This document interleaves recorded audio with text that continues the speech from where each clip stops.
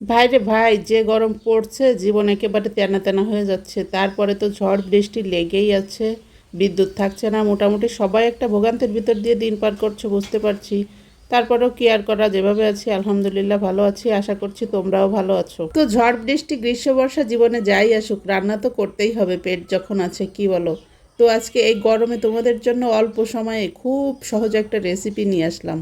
অবশ্য আমাদের খুলনা যশোর এলাকার মানুষ এভাবে এগুলো প্রতিনিয়ত রান্না করে খায়, কিন্তু বাইরের জেলার যারা আছো তাদের জন্য এটা একটা গরমের জন্য সহজ রেসিপি বা চমক হবে বলতে পারো। তো এটা ছিল কই মাছ দিয়ে কচুরমুখির পাতলা ঝোল। তো প্রথমে পেঁয়াজ বেরেস্তা করে নিলাম, সেটা তো দেখলেই মোটামুটি মুচমুচে করে নিয়েছি।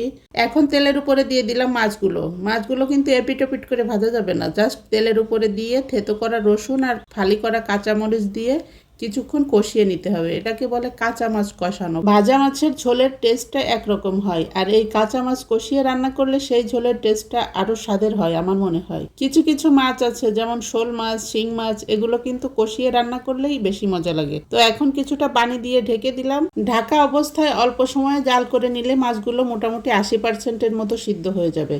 তারপরে মাছের ভিতরের এই ঝোলটা থাকতে থাকতেই আমি এর ভিতরে দিয়ে দেব সিদ্ধ করে রাখা কচুরমুখিগুলো। আর কচুরমুখি দিয়ে সুন্দর করে আলতোভাবে নাড়তে হবে। মাছগুলো যেহেতু কিছুটা সিদ্ধ হয়ে গেছে, বেশি জোরে নড়াচড়া করলে ভেঙে যেতে পারে।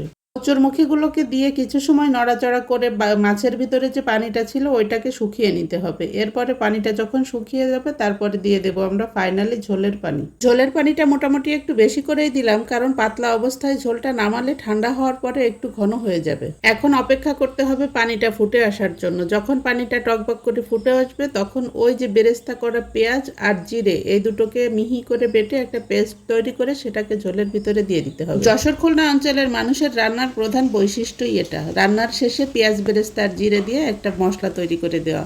অবশ্য এর একটা এক্সট্রা ফ্লেভার আছে। মশলাটা দেওয়ার পর সম্পূর্ণ ঝোলের সাথে মশলাটাকে নড়াচড়া করে মিশিয়ে দিতে হবে। তারপরে আরও কিছুক্ষণ জাল করে নিতে হবে। এখন ঝোলটা ঘন হলেই হয়ে যাবে আমাদের কচুরমুখী আর কই মাছের পাতলা ঝোল। আপনিও রাখতে পারেন আপনার ক্লান্ত দুপুরে এই সহজ রেসিপিটা। যদি ভালো লাগে অবশ্যই ট্রাই করবেন।